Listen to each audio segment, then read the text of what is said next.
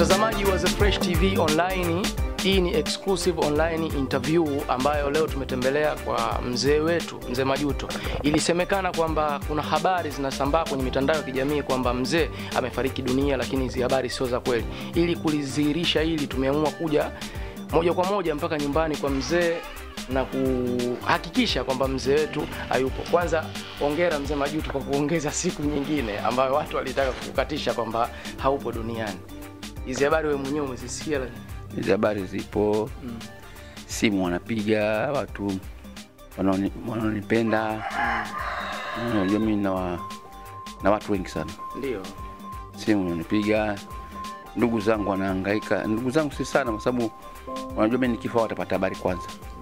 Lakini wale ambao ni rafiki wale jambo limekuwa tete sana kwao. Wanasikitika mpaka nchi za nchi wanapiga. Ni usumbufu sasa, tunapata usumbufu na wakati mgumu. Sasa kulipendezesha. Alikumpendezesha. Mtazamaji wa The Fresh TV Online, ili habari ya kusemekana kwamba Mzee Majuto hatunaye, kwamba amefariki dunia, sio kweli, na sisi tumeamua kufanya hivi kudhihirisha kwamba yuko hai. Hapa tulipo ni nyumbani kwake, familia yake ipo, tumekutana na mama, yani mke wake, wanae na baadhi ya watu wa familia.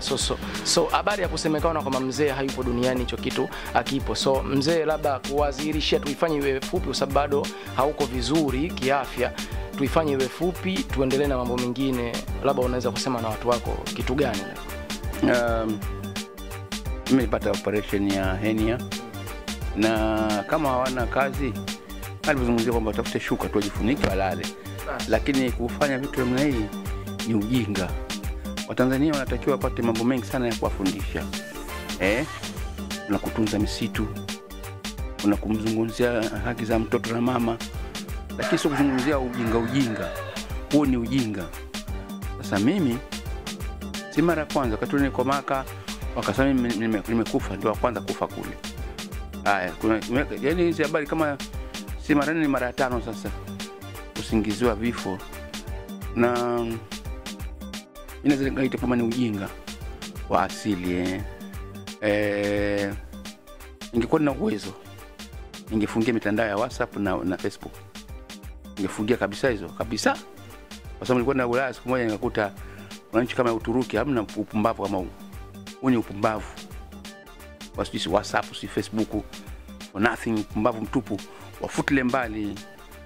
Kuna vyombo vya habari kama television, ndio vyombo ambavyo ni vizuri. Bwana, radio.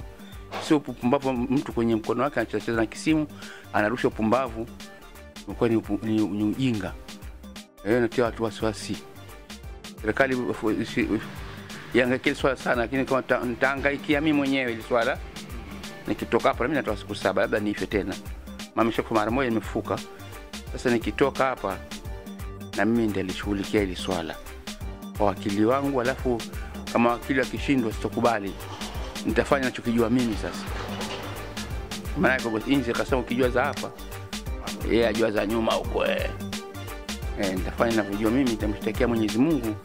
Afu basi kama Mwenyezi Mungu pekao na mimi nimekosea hali, lakini kama nitakuwa sawa sawa, yeye atajua yeye na Mungu nani nani zaidi.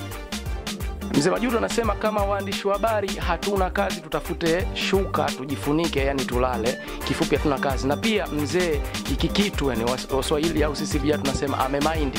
Anasema baada ya kurecover, baada ya siku 7 atakuwa iko vizuri, atafungua kesi kwa ajili ya mtu aliyosababisha hiki kitu. Na ni kweli wewe mwandishi wa habari au kama ni mtu wa kawaida uliamua kufanya hiki kitu kama hichi, itaonekana kwa sababu sehemu hizo tumia kuna kumbukumbu zinaonesha na location zinaonesha kwamba uko wapi. Kwa hiyo hatua zitakufuata. So wale wako tufanye hii ni trip ya 4. Mzee amesema tuifanye iwe ya mwisho kwa sababu kinachofuata cha mwisho ni kwamba utapata. So na Mzee Majuto amesema hichi kitu amemind, atafanya kama nyinyi mnajua huu kama nzi, yeye anajua wa. So asante kwa kuichagua The Fresh TV Online na subscribe kuendelea kuwa mshikaji wetu kwenye channel yetu. Twende nao sawa.